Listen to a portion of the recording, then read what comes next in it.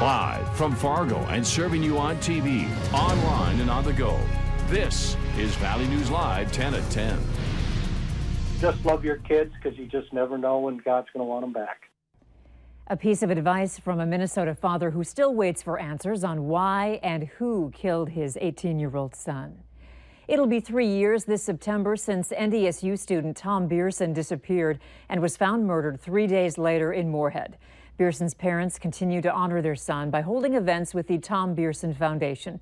In fact, their annual golf outing is this weekend. Valley News Team's Ashley Bishop spoke with Tom's father about where the investigation stands and how the foundation is working to help teach high schoolers personal responsibility. You know, hopefully sooner versus later, we're gonna get the answers that all of us are looking for.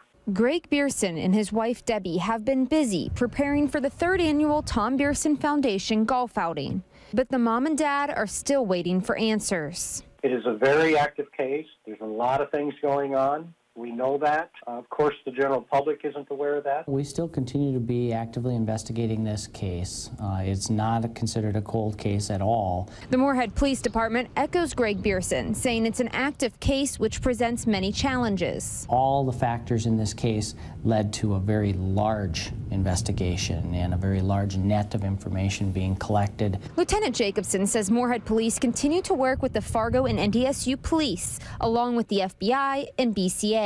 But the unsolved murder has led to many questions and crazy theories online. There are forum posts relating the murder from drugs to hazing to a cross-country killer. Moorhead police say they have worked through numerous and extreme theories. Particularly on the internet, information that is not corroborated anywhere. But it's information that's out there, and if it has any relevancy at all, it's something that our investigators have documented and continue to work with. The Biersons say they avoid all the rumors and wish others would too. We know what's going on, generally speaking, and we have an idea of where this is going, if you will. So, this is difficult enough. Every day is a challenge for us. Greg and Debbie put their efforts towards the Tom Bierson Foundation. It was created shortly after Tom's murder and has been raising funds to help the Sartell community.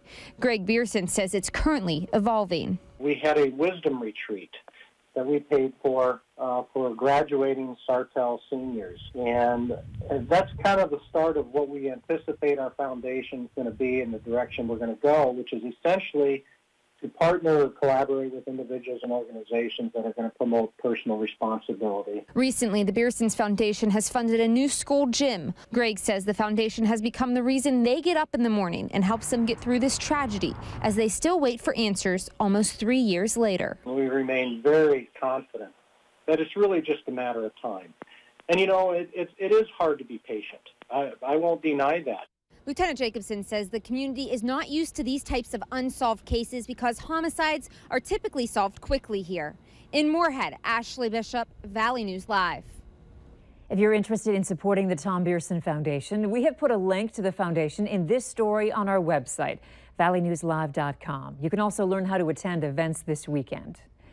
3 people are being treated for their injuries after a crash involving a semi right outside of the town of Page, North Dakota. Authorities say the semi was trying to make a turn when it was hit by the SUV at the intersection of County Road 38 and 18th Street. So far, we know that the drivers of both vehicles, along with a passenger in the SUV, were hurt, but police are not sure about the conditions of those involved. They were all taken to a Fargo hospital. A Grand Forks man is facing a DUI charge after crashing into a van after turning the wrong way onto an I-29 off-ramp. Police say 22-year-old Mason Fugleberg was heading east on Gateway Drive when he turned onto the off-ramp from I-29, hitting the van that had 3 small children and 2 adults inside. No one was hurt. Witnesses say Fugleberg kept going the wrong way down the off-ramp before pulling over. He was then confronted by a passenger of the van who could tell Fugleberg was impaired and took the keys from him until officers could arrive. A North Dakota woman that we previously told you was convicted on felony charges dealing with mail theft is once again facing charges.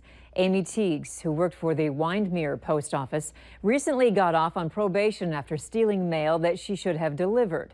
Teagues is now facing felony charges of child endangerment and possession of a firearm, along with drug charges. Police say they found meth and drug paraphernalia inside her home within reach of her 3 children. Police in Jamestown are warning residents of a convicted sex offender living in the city.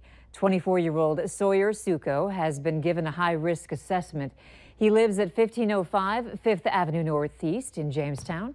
Suko was convicted in 2012 when he was 18. He was accused of giving alcohol to a 13-year-old girl and having sex with her. Suko has served his sentence.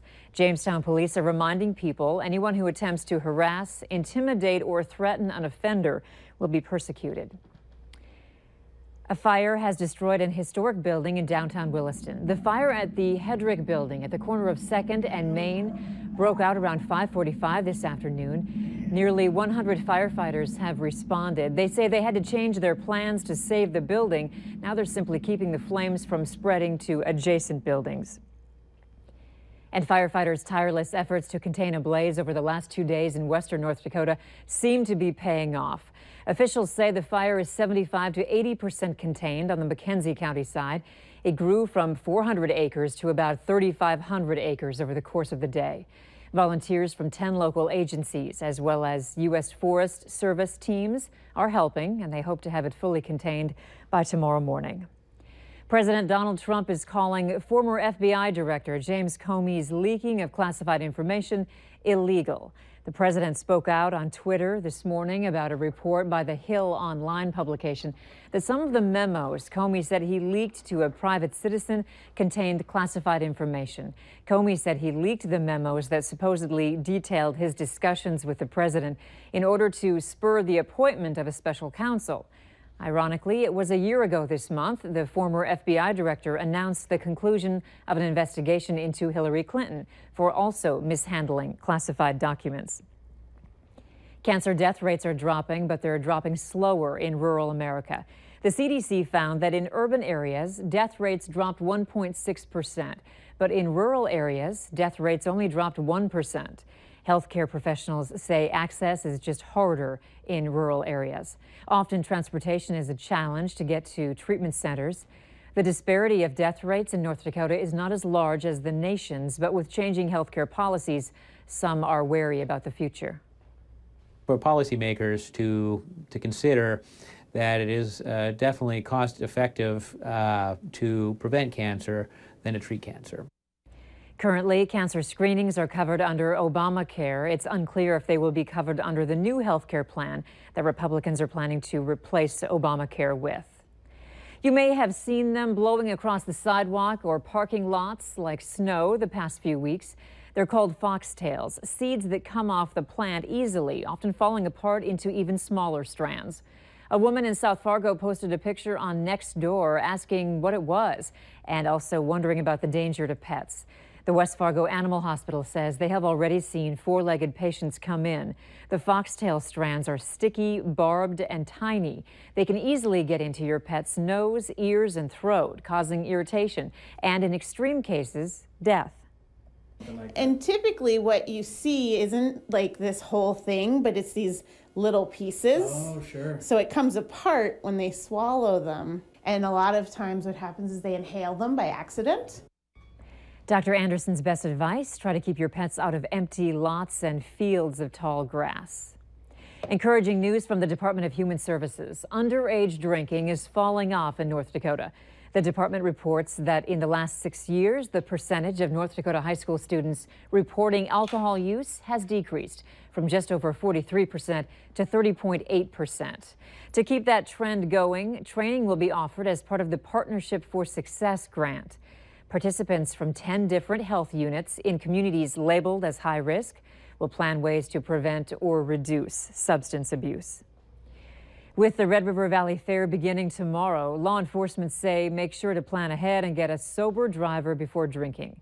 This week, the North Dakota Highway Patrol says troopers are conducting alcohol saturation patrols in Fargo, West Fargo, and across Cass County. The saturation will begin tomorrow and continue through Sunday. So far this year, 17 people have died in alcohol-related crashes in North Dakota.